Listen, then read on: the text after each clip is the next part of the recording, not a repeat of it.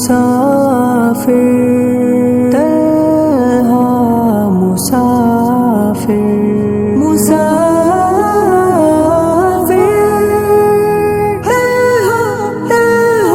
तन्हा मुसाफिर। अस्सलामु अलैकुम वरहमतुल्लाहि वबरकातुह। इन्नल हम्दलिल्लाहि नहमदुहु व नस्तईनुहु व नस्तगफिरुहु व नु'मिनु बिहि व नतवक्कलु अलैहि व नऊज़ु बिल्लाहि मिन शुरूरि अनफुसिना व मिन सय्यिआति अअमालिना। من يهد الله فلا مضل له ومن يضلل فلا هادي له ونشهد أن لا إله إلا الله وحده لا شريك له ولا نذير له ولا وزير له ولا مثيل له ولا مشير له ولا معين له ونشهد أن سيدنا وسندنا وحبيبنا وطبيب قلوبنا وطبيب أرواحنا ومرشدنا ومولانا محمدا عبده ورسوله الذي أرسله بالحق بشيرا ونذيرا وداعيا إلى الله بإذنه وسراجا وقمرا منيرا. اللهم صل على سيدنا ومولانا محمد في أول كلامنا. اللهم صل على سيدنا ومولانا محمد في أوسط كلامنا. اللهم صل على سيدنا ومولانا محمد في آخر كلامنا. وصلى الله تعالى على خير خلقه محمد وعلى آله وأصحابه أجمعين. أما بعد فأعوذ بالله من الشيطان الرجيم. بسم الله الرحمن الرحيم. يوم لا ينفع مال ولا بنون إلا من أتى الله بقلب سليم. صدق الله مولانا العظيم. وقال رسول الله صلى الله عليه وسلم: ألا إن في الجسد مضغة إذا صلحت صلح الجسد كله وإذا فسدت فسد الجسد كله ألا وهي القلب أو كما قال عليه الصلاة والسلام. উপস্থিত ওয়াজিবুল ইহতারাম হযরত মুসল্লিয়ান কিরাম, আল্লাহ জাল্লা শানুহুর লাখ কোটি শুকরিয়া। আল্লাহ রাব্বুল আলামিন এই পবিত্র দিনে আল্লাহ রাব্বুল আলামিনের মহান হুকুম জুমার নামাজ আদায়ের উদ্দেশ্যে আল্লাহর ঘর মসজিদে আগে আগে উপস্থিত হয়ে দিনী কিছু কথা শোনা এবং বলার আল্লাহ পাক আমাদেরকে তৌফিক দান করেছেন। এই জন্য আমরা প্রত্যেকেই অন্তরের অন্তঃস্থল থেকে শুকর আদায় করি আলহামদুলিল্লাহ।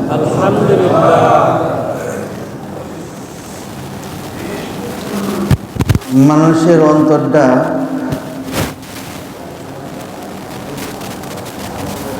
সবচেয়ে দামি। আল্লাহ রাব্বুল আলামিন হাসরের ময়দানে মানুষের অন্তর চাইবে, অন্তরটাকে দেখবেন, এই দিলকে দেখবেন। ইয়াওমা লা ইয়ানফাউ মালু ওয়ালা বানুন ইল্লা মান আতাল্লাহা বিকলবিন সালিম। যেদিন আমার এই দুনিয়াতে উপার্জিত সম্পদ, সন্তান, লা ইয়ানফাউ, কোনো কাজে আসবে না, ইল্লা মান আতাল্লাহা বিকলবিন সালিম, তবে কাজে আসবে যে সুস্থ, পরিচ্ছন্ন, পরিষ্কার দিল যে নিয়ে আসবে, তার অন্তর, সেটা আমার কাছে কাজে আসবে।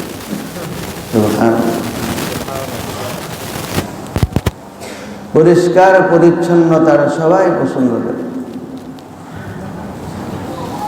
আমার ঘরে যদি ময়লা থাকে তাহলে ওই ঘরকে আমরা পরিষ্কার করি, নিজে করি, না পারলে লোক দিয়ে করাই। ঘরকে কেউ অপরিষ্কার অপরিচ্ছন্ন কেউ রাখে না, বড় ঘরকে পরিষ্কার পরিচ্ছন্ন রাখার জন্য অন্য সকল কাজের উপরে এটাকে প্রায়োরিটি দেওয়া হয়, অগ্রাধিকার দেওয়া হয়। যে আগে ঘর পরিষ্কার হবে, রান্নাঘর পরিষ্কার হবে, বাথরুম পরিষ্কার হবে, এরপরে ঘরের বাকি কাজ আরম্ভ হবে। পাকঘরে ঢুকবে, আগে পাকঘরকে পরিষ্কার করবে, নিজের বিছানায় যাবে, বিছানাকে আগে পরিষ্কার করবে, বাথরুমে যাবে, বাথরুমকে আগে পরিষ্কার পরিচ্ছন্ন রাখবে, তারপরে যাবে। ময়লা অবস্থায় কোনোটাতে কেউ ঢুকতে চায় না, কেউ যাইতে চায় না। ঘরকে পরিষ্কার আগে করো, বাড়ির আঙ্গিনাকে আগে পরিষ্কার করো।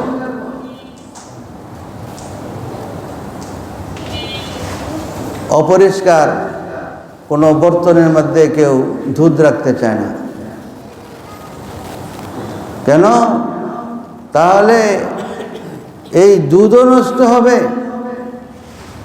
আমার খাওয়াও বরবাদ হবে। ভালো খানা কেউ ময়লা যুক্ত পাত্রের মধ্যে কেউ রাখে না, আগে ময়লাটাকে পরিষ্কার করে তারপরে তার মধ্যে খাবারের জিনিস সেখানে রাখে। এই পরিচ্ছন্নতা ছাড়া, পরিষ্কার রাখা ছাড়া কোনো জিনিসকে আমরা কেউ ব্যবহার করি না। হাদিস শরীফের মধ্যে আসছে, যখন কারো ঘরের মধ্যে কুকুর থাকে, যে আমরা তো বিছানার মধ্যে নিয়ে কুকুর নিয়ে ঘুমাই,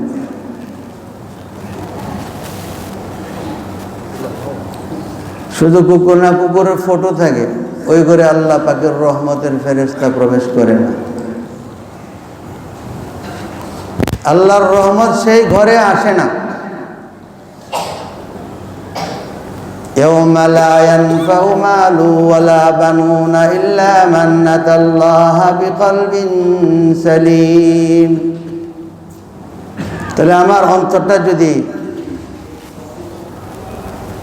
ময়লা আবর্জনা দ্বারা ভরপুর থাকে, ওই অন্তরের মধ্যেও আল্লাহ আসে না। যখন ন্যাচারালভাবে আমি বুঝতেছি যে যখন আমাদের পারিপার্শ্বিকতা, আশপাশ যখন ময়লা থাকে, সেটাকে আমরা পছন্দ করি না, যার অন্তরটার ভিতরে ময়লা আছে ওই অন্তরটাকে আল্লাহ তাআলা কিভাবে পছন্দ করে?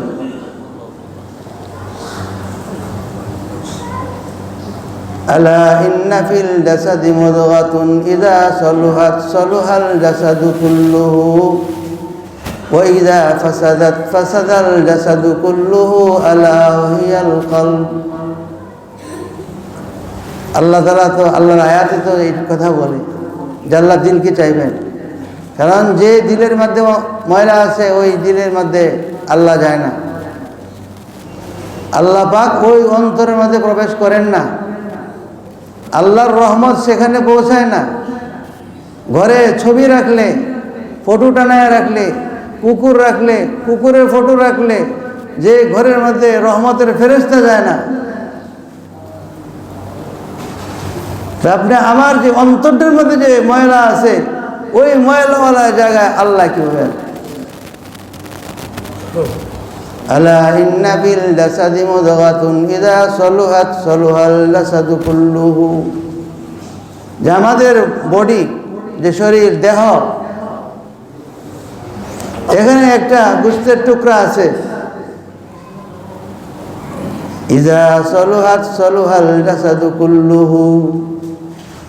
যদি ওই টুকরা যদি ঠিক থাকে, সারাটা শরীর, বডি ঠিক থাকে। ওয়াইযা ফাসাদাত ফাসাদাল জাসাদু কুল্লুহু। আর যদি সেখানে সামান্য পরিমাণ যদি ডিস্টার্ব থাকে, নষ্ট থাকে, সারা শরীর নষ্ট থাকে, মনে কোনো শান্তি থাকে না। দিলে যখন একটা জায়গায় একটু যখন তার মধ্যে স্পট থাকে, দাগ থাকে, তখন সারা শরীরের ভিতরে অশান্তি বিরাজ করে। আর যদি ওইটা ঠিক থাকে, সারা শরীরে আরাম থাকে।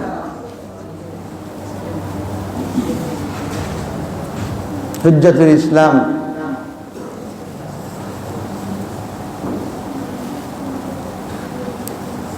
হযরত শাহ ওলিউল্লাহ মুহাদ্দিস দেহলভী রহমতুল্লাহ আলাইহি যখন ভারতবর্ষে মুঘলদের রাজত্ব, তাদের অর্থ সম্পদ যে কি পরিমাণ, মুঘলদের রেখে যাওয়া স্থাপনাগুলো দেখলেও এখনো কিছুটা বোঝা যায়।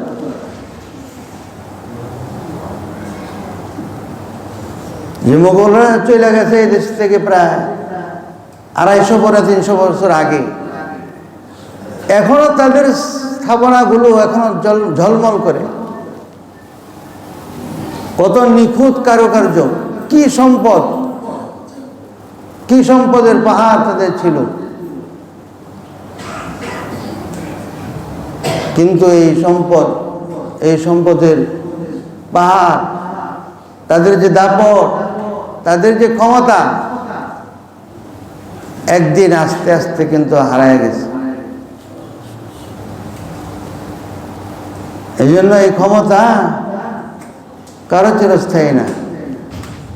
তারা যে কাজকর্ম করছে, যে প্রভাব প্রতিপত্তি ছিল, এই প্রভাব প্রতিপত্তি থাকা সত্ত্বেও আজকে নবাবদের অস্তিত্ব পাওয়া, খুঁজে পাওয়া বড় দুষ্কর, কঠিন, শেষ হয়ে গেছে সব। কিন্তু তারা যে কত প্রভাবশালী ছিল, সম্পদের অধিকারী ছিল, তাদের স্থাপনাগুলো দেখলে একটু হইলেও বোঝা যায়।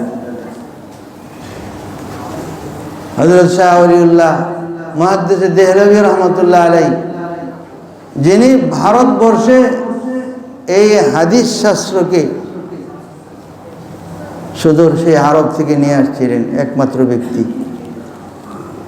যার মাধ্যমে আজকে আমরা ইসলামকে বুঝি, ইসলামকে জানি, কোরআন এবং হাদিসের কথা বলি। এই শাস্ত্রের জ্ঞানে তিনি, এই জ্ঞানের আলো নিয়ে যখন এই দেশে এসেছিলেন, তাকে সহজে বিদায় করেন না। উস্তাদ যখন বিদায় দেন, তখন তাকে বিদায়কালীন সময়ে ছাত্রের জন্য গরু, উট জবাই করে, মেহমানদারি করে, আরো মানুষকে খাইয়ে, তারপরে বিশাল আয়োজনের মাধ্যমে তারপরে তাকে বিদায় করছে। মনে চায় না, কিন্তু দিনের তাকাদার কারণে, যে এখানে যে মানুষ দিন থেকে গাফেল হয়ে গেছে, দিন থেকে দূরে সরে গেছে, তিনি মুঘল বাদশাদেরকে বলছিলেন যে তোমাদের যে সম্পদ আছে না, যে প্রাচুর্য, এই সকল সম্পদ এবং এই প্রাচুর্যের সামনে ওলিউল্লাহর দিল কোটি কোটি গুণ বেশি দাম। কত বড় নিজের উপরে আত্মবিশ্বাস থাকলে এই কথা বলতে পারে। এই দিলের দাম, এই অন্তরের দাম তোমাদের হাজার কোটি কোটি যে সম্পদ আছে, এই সম্পদের চাইতে বেশি দামি হইল ওলিউল্লাহর এই যে দিল। আমার এই দিলটা সম্পূর্ণ পরিচ্ছন্ন। ইয়াউমা লা ইয়ানফাউ মালু ওয়ালা বানুন ইল্লা মান আতাল্লাহা বিকলবিন সালিম। যেদিন কোনো সন্তান সম্পদ কারো কোনো কাজে আসবে না, এই পরিচ্ছন্ন, এই সুস্থ, এই অন্তর ছাড়া। এইটার দাম সবচেয়ে বেশি হবে, এটার সবচেয়ে বেশি মূল্যায়িত হবে আল্লাহর কাছে। আল্লাহ তাআলা মানুষের অন্তরকে দেখে। মান্না গুঞ্জম দর জমিনে আসেমা লেকে গুঞ্জম দর কুলুবে মুমিনা। আসমান জমিন কবিতার ভাষায় বলছেন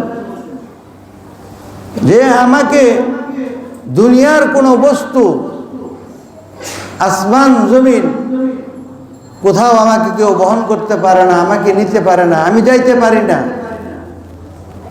লেকে গুঞ্জম দর কুলুবে মুমিনা, কিন্তু আমার অবস্থান হইল মানুষের অন্তরের মধ্যে। সুবহানাল্লাহ। যে আমি ওলিউল্লাহ, আমার এই যে অন্তর, এই অন্তর, তোমরা মুঘল সম্রাট, রাজা বাদশাহ, আমার এই অন্তরকে তোমরা মূল্য দিতে পারবা না। এই অন্তরের কোনো মূল্য হয় না, এর মূল্য আল্লাহর কাছে। সুতরাং যদি এই অন্তরের দাম এত বেশি হয়ে থাকে, এই অন্তরকে সাফাই করা, পরিষ্কার করা সবচেয়ে বড় দামি জিনিস।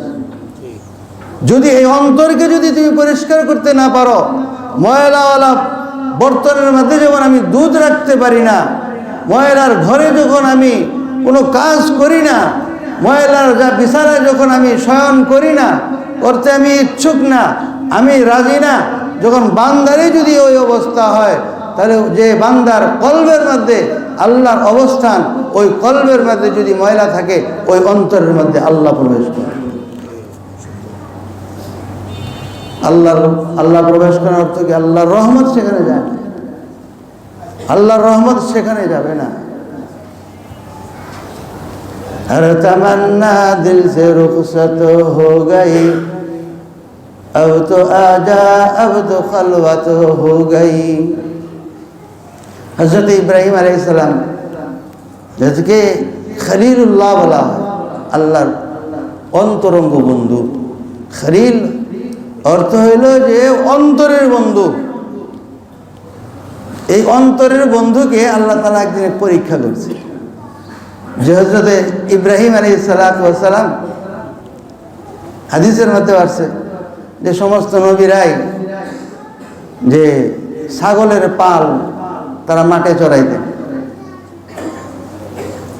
এটার কারণ এই যে ধৈর্যের শিক্ষার জন্য। কারণ যে ছাগল পালছে সে জানে যে কত ধৈর্য লাগে। 10টা ছাগল আপনি রাখবেন, খুদে আপনি ঠিক করে রাখতে পারবেন। একটা ধরে আনবেন, আরেকটা গেছে, আরেকটা চলে গেছে, আরেকটা নিয়ে আসবে, আরেকটা এখানে রাখলেন, আবার আরেকটা চলে গেছে। এটা কত বড় ধৈর্যের!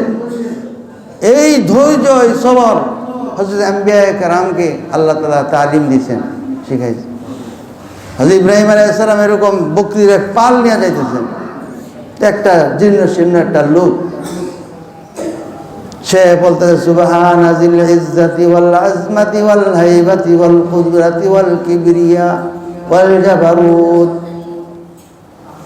মানে প্রতিটি শব্দ আল্লাহ পাকের বিশেষণ, যে এইগুলোর এই বিশেষত্ব, এই গুণগুলো আল্লাহর মধ্যে। আল্লাহ ইজ্জতওয়ালা, বরত্বওয়ালা। আল্লাহ তাআলা ভয়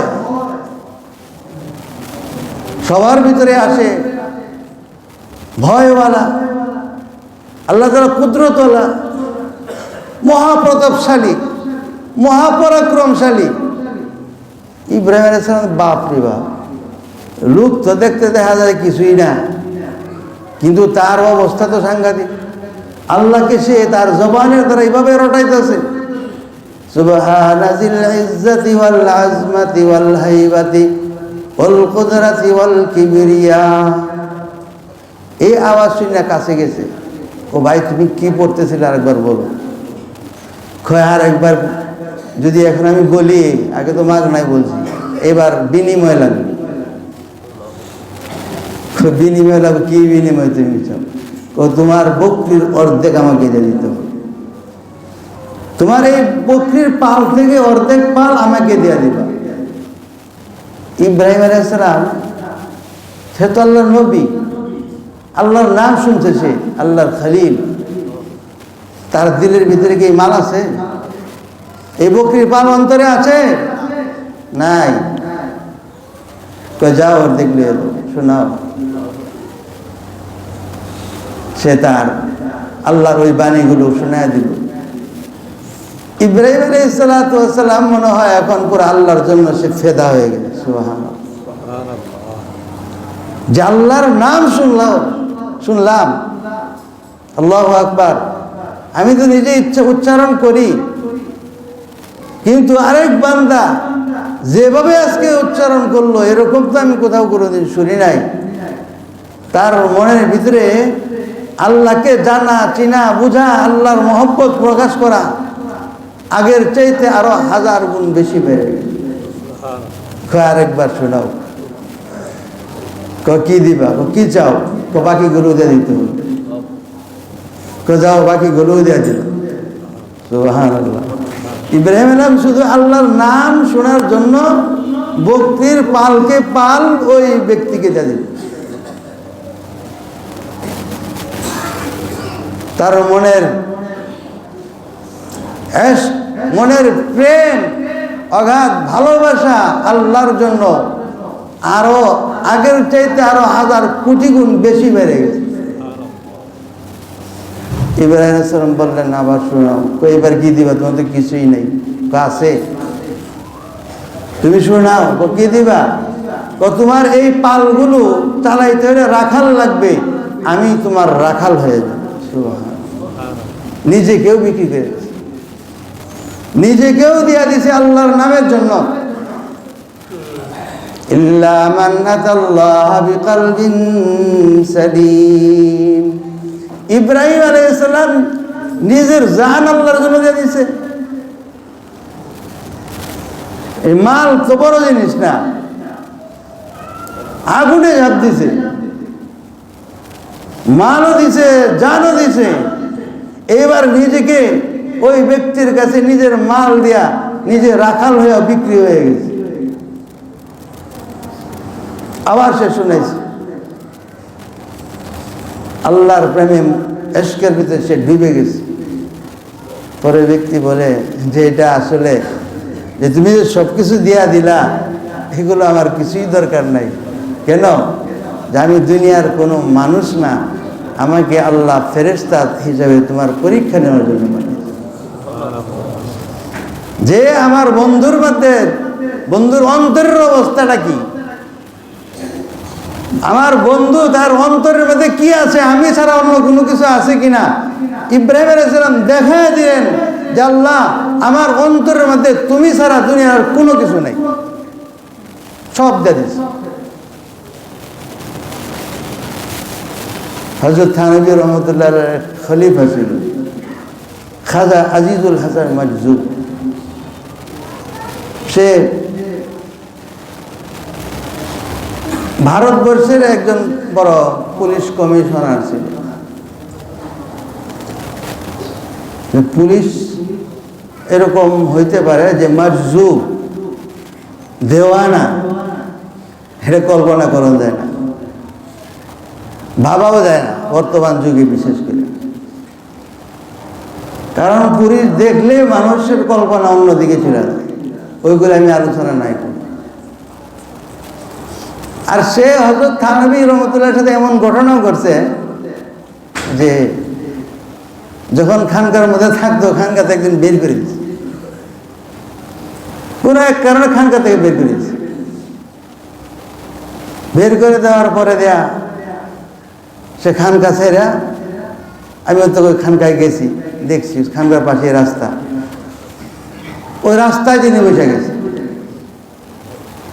আর বলতেছে যে আপনার ক্ষমতা ছিল ওই খানকা পর্যন্ত, খান থেকে বাইরে যে রাস্তা, এটা তো সরকারি রাস্তা, এখান থেকে তো বাইর করতে পারবে না, তারপরও আমি আপনাকে ছাড়ব না।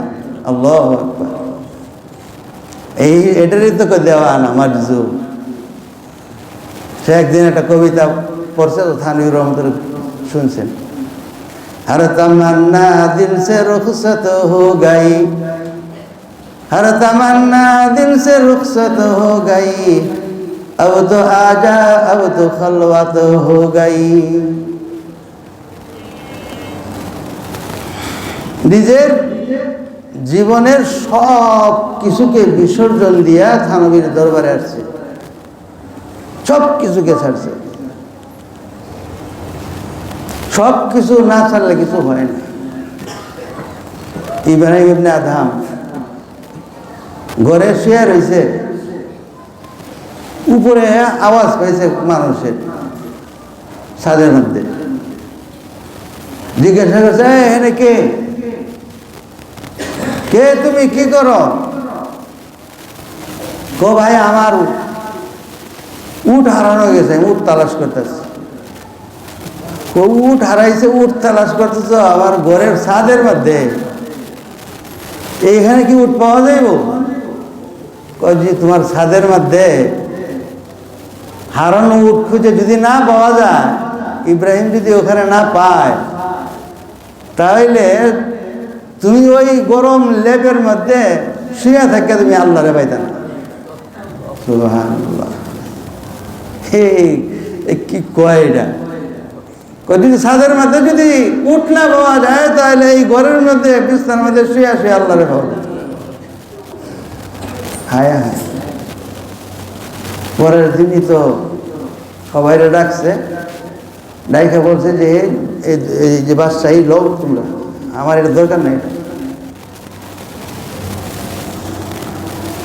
সবার কাছে ইস্তফা দিয়া উনি জঙ্গলে চলে গেছে, নীরবে চলে গেছে, খালোয়াত যাকে বলে, এক নীরব জায়গায় চলে গেছে। ওখানে যে আল্লাহর ইবাদত করে উপাসনা। শিবিলি একদিন শিবলি সাদেক আচ্ছা দেখে আসি কি অবস্থা, সাইরা গেল, তালাশ করে বাইরে করছে, হ্যাঁ জঙ্গলের মধ্যে নামাজ পড়তেছে, তারা অপেক্ষায় আছে, চায়াও দেখে না। লম্বা সময়ের পর তাকাইলো, বলল তোমরা কেন আসছো? যে আপনাকে দেখার জন্য আসছি। তো কেন আইব? আপনাকে দেখে আমাদের তো আফসোস লাগতেছে। কি আফসোস লাগতেছে? যে আপনি রাজদরবারে কত আলিশান অবস্থায় ছিলেন, আর এখানে আপনি ছিঁড়া ফাটা কাপড় চোপড় এগুলো পুরান হয়ে গেছে, ময়লা হয়ে গেছে, এই অবস্থায় আপনি আছেন। বাদশাহীর জিন্দিগি চাইলে আপনি ফকিরের জিন্দিগি নিছেন, এটা কোনো বুদ্ধিমানের কাজ? খারে আমি যে কোন বাদশাহী রয়েছে তোমরা কি বুঝবা?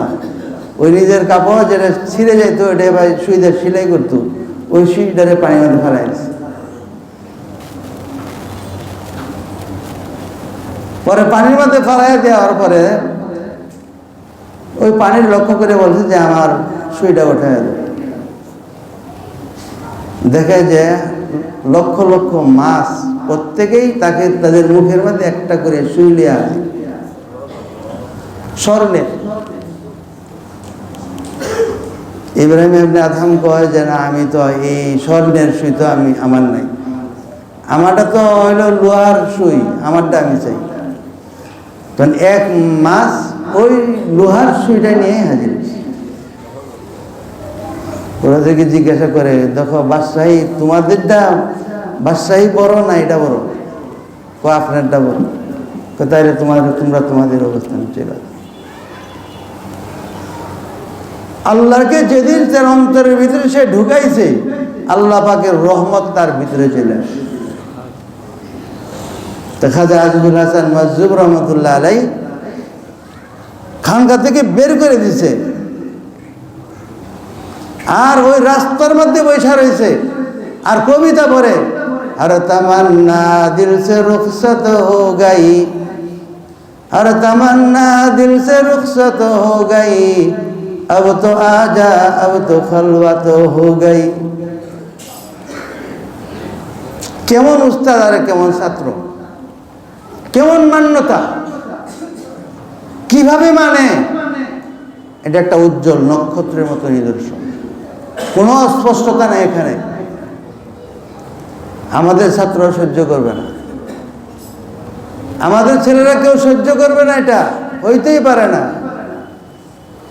উস্তাদ ছাত্রের সাথে যে মুআমালা, প্রকাশ্যে উস্তাদ ছাত্রকে বেয়াদব বলছে বা ছাত্র প্রকাশ্যে উস্তাদের সাথে বিতর্ক করছে, এটা আজকে আমাদের দৈনন্দিনের রুটিন, এগুলো শুনতেছে।